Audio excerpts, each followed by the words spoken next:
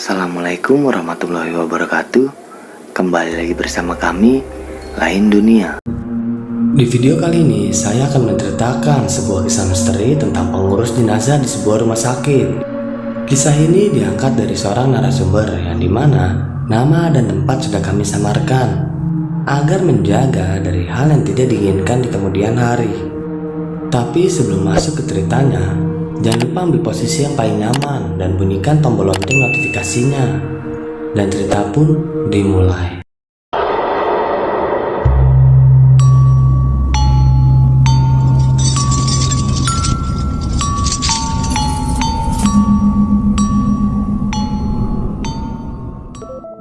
Perkenalkan, namaku Rahma.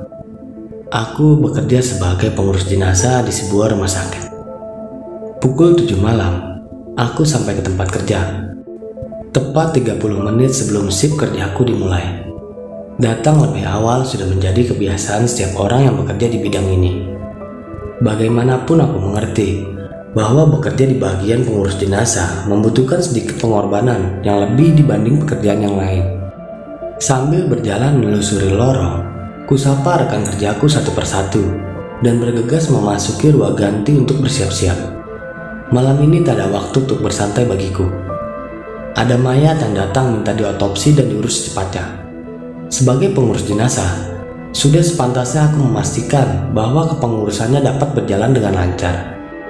Sudah sejak lulus SMA hingga beranak dua, aku menekuni pekerjaan sebagai pengurus jenazah di salah satu rumah sakit terkenal di daerahku. Awalnya aku juga tak menyangka ditempatkan dalam posisi ini. Saat mendapat panggilan kerja di rumah sakit, yang kupikirkan adalah posisi pekerjaan sebagai administrasi ataupun office girl. Namun betapa kagetnya aku ketika pihak rumah sakit justru menempatkanku di bagian paling horor di antara yang lain. Ingin rasanya langsung resign detik itu juga.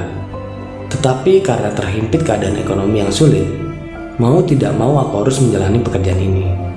Hingga akhirnya, aku sudah terbiasa dan betah sampai sekarang. Suka dan duka telah banyak kulewati. Tangis dan raungan sedih sudah seperti musik pengiring setiap hari. Sudah beberapa hari aku harus menemani orang-orang mencari keluarga mereka yang hilang di sini.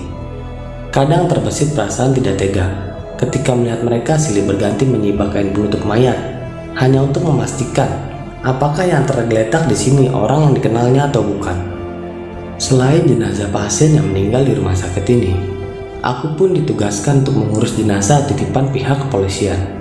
Biasanya mayat-mayat yang dititipkan ke rumah sakit ini masuk dalam kategori tidak dikenal atau tanpa identitas, sehingga membutuhkan bantuan profesional medis dalam proses identifikasinya. Berbagai macam kasus pun sudah pernah kutemui, seperti korban pembunuhan, kecelakaan lalu lintas, hingga serangan binatang buas dan lain sebagainya. Jenazah yang datang pun tidak hanya yang kondisinya masih utuh saja. Kadang ada saja mayat yang bagian tubuhnya hilang atau termutilasi. Sangat sedih sekali. Bahkan dalam beberapa kesempatan, aku menjumpai mayat yang tiba-tiba bangun kembali setelah diperiksa oleh dokter. Ternyata jenazah itu mengalami mati suri. Itu adalah pengalaman paling mendebarkan selama aku mengurus jenazah di rumah sakit ini. Namun bukan hanya itu saja pengalaman aneh yang kupunya. Ada satu lagi hal aneh yang kualami. Dan menurutku, ini adalah yang teraneh, sampai-sampai aku tak mempercayainya. Entah ini bisa disebut kelebihan atau kesialan. Aku sekarang bisa berbicara dengan jenazah yang tergeletak di bangker ruang mayat. Ya, kalian tidak salah dengar. Yang ku maksud berbicara di sini bukan berkomunikasi dengan arwah mendiang melalui telepati, tetapi berbicara benar-benar seperti orang normal kebanyakan. Mayat-mayat itu menggerakkan mulut mereka dan berbicara begitu saja denganku. Dulunya aku juga menganggap ini tidak nyata dan bagian halusinasi saja. Aku sempat membuat kalimat penghiburan bahwa mungkin saja aku kelelahan secara mental, karena ini adalah pengalaman pertama kalinya aku berkontak langsung bahkan mengurusi mayat. Ditambah lagi aku kebagian jatah jaga malam hari dari pukul 8 sampai 7 pagi. Bisa saja hal itu tanpa sadar cukup membebaniku secara fisiologis karena jam kerja yang berlawanan dengan jam biologisku. Hingga tibalah pengalaman keduaku berurusan dengan mayat. Waktu itu di hari ketigaku bekerja di sini. Ada tubuh terbujur kaku tanpa identitas yang diduga seorang pecandu narkoba ditemukan tergeletak di tengah jalanan utama kota ini. Kulihat mayat berjenis kelamin pria itu menggerak-gerakan mulutnya seperti ingin bicara. Aku menengok ke atasanku yang sedang bekerja menanganinya, dan beliau terlihat biasa saja, seakan tak terjadi apa-apa. Apa iya Pak Suryo atasanku tak melihat apa yang kulihat? Pasca kejadian itu, aku sakit sampai 1 minggu lamanya. Pak Suryo atasanku memaklumi keadaanku yang masih baru, sudah seenaknya tak masuk kerja. Bukan sekali 2 kali karyawan baru jatuh sakit setelah beberapa hari bekerja, begitu katanya. Sekarang aku bisa menjamin bahwa apa yang kualami kemarin benar nyata adanya. Jika ditanya apakah aku menyesal bekerja sebagai pengurus jenazah, jawabannya tidak. Tetapi jika kau bertanya apakah aku menyesal mendengarkan para mayat itu berbicara, jawabannya iya. Gara-gara kemampuan aneh itu, aku sering dimintai sesuatu seperti menelpon keluarga atau orang terkasih yang untuk sekedar mengucapkan kalimat perpisahan atau pesan cinta lainnya. Dan sebagai satu-satunya manusia hidup di antara mereka, barang tentu aku tak kuasa menolak permintaannya. Toh hanya menyampaikan pesan alias sebagai perantara, anggap saja sebagai ibadah. Namun aku benar-benar tak menyangka, karena sifatku yang tak enakan itulah, hidupku malah makin sulit nantinya. Serentetan malapetaka dimulai ketika Pak Suryo atasanku mendapatkan telepon dari pihak kepolisian. Mereka mengabarkan tentang penemuan mayat tak dikenal dengan kondisi mengerikan di pinggiran kota. Mereka membutuhkan bantuan kami untuk proses identifikasi. Segera setelah mendapatkan kabar itu, aku bergegas menaiki mobil ambulan dan menyalakan starternya untuk pergi ke lokasi. Walaupun aku seorang wanita, aku sudah terbiasa mengantar jemput mayat sendirian. Rumah sakit kami kekurangan supir ambulan. Maka dari itu, aku harus melakukan serangkaian tugas secara bebarengan, mulai dari menjemput mayat, memandikannya, hingga melakukan proses pembalsaman untuk prosedur pengawetan. Walau terdengar berat, aku tidak mengeluh. Bagiku pekerjaan ini merupakan untuk pengabdian dan ibadahku kepada Tuhan Yang Maha Esa. Cukup jauh aku menyetir, akhirnya aku sampai juga di TKP. Kuperhatikan kanan kiri tempat yang dipenuhi ilalang dan gulma setinggi paha itu. Tak ada satupun rumah warga yang kulihat di sekitar situ. Aku juga baru menyadari bahwa jalan ini adalah jalan buntu. Pas sekali, terpencil dan terisolir.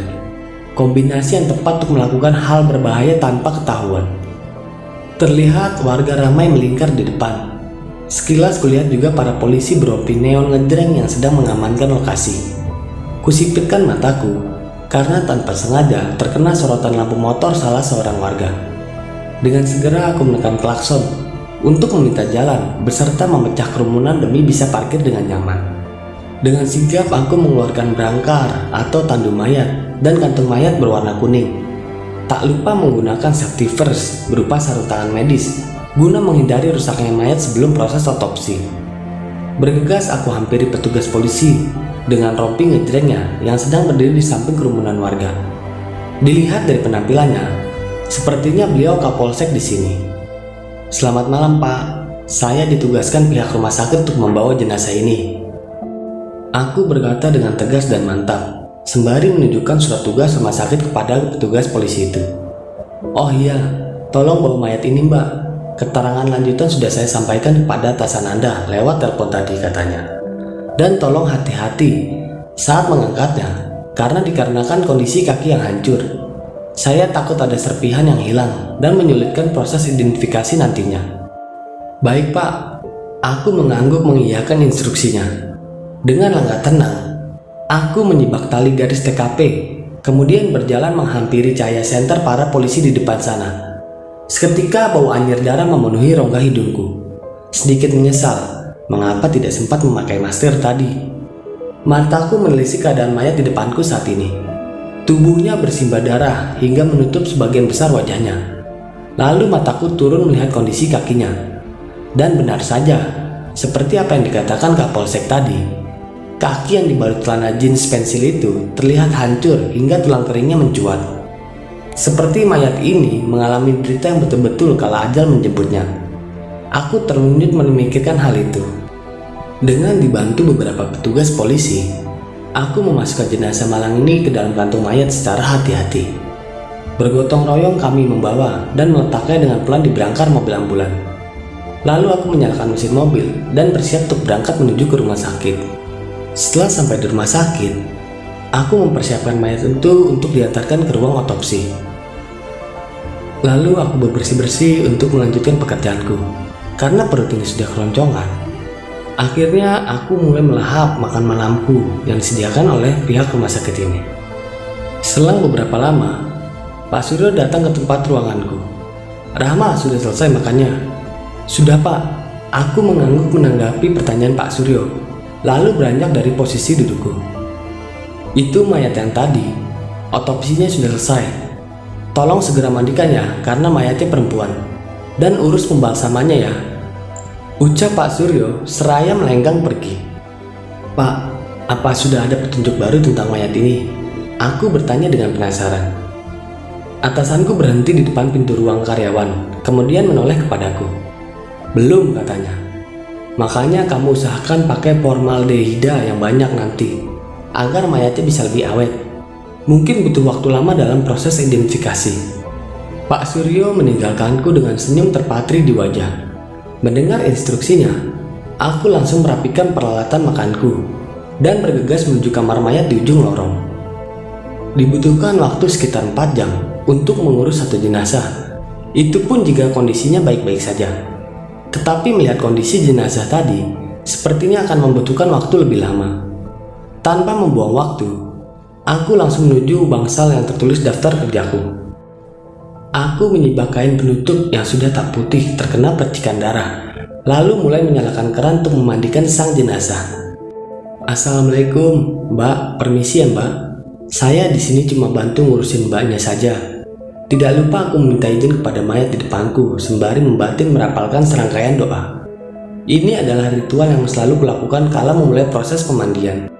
Bagiku bagaimanapun, jenazah ini pernah hidup dulunya, dan sudah selayaknya aku menghormati dan menghargainya dengan baik.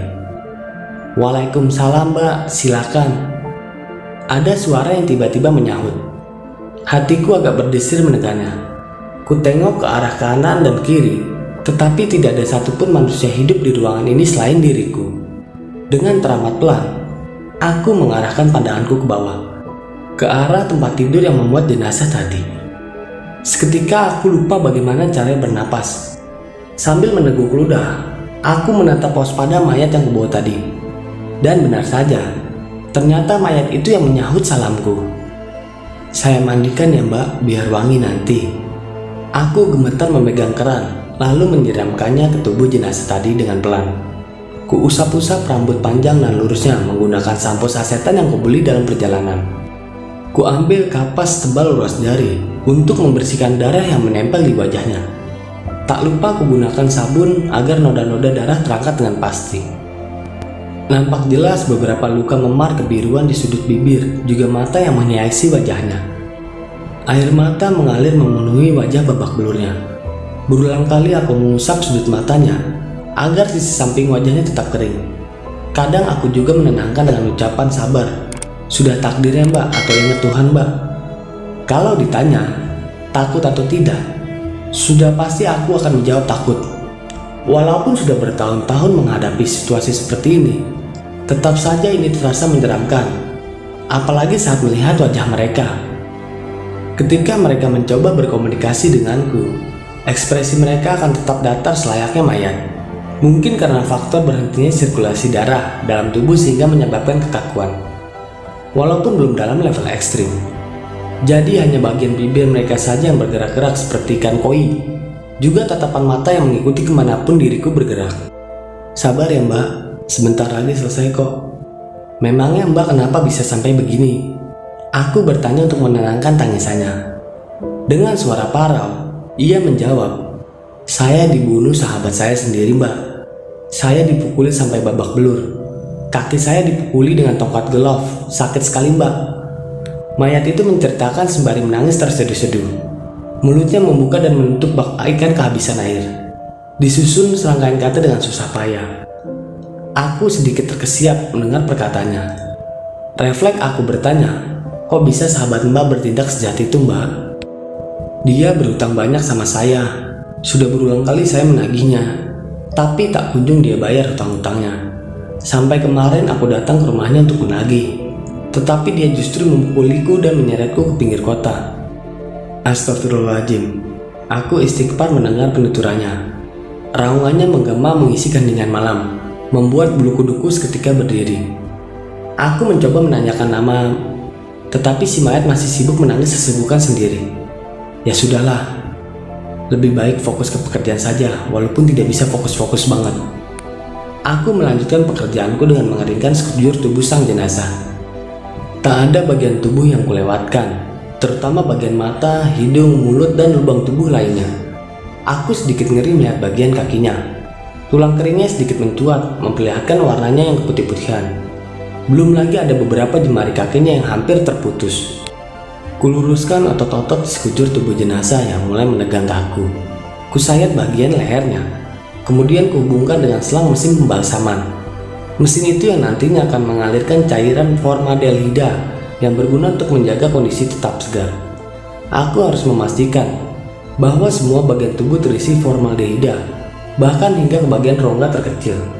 Karena kalau tidak, bagian tubuh tertentu akan mengalami pembusukan lebih cepat, sekalipun dimasukkan ke dalam lemari es.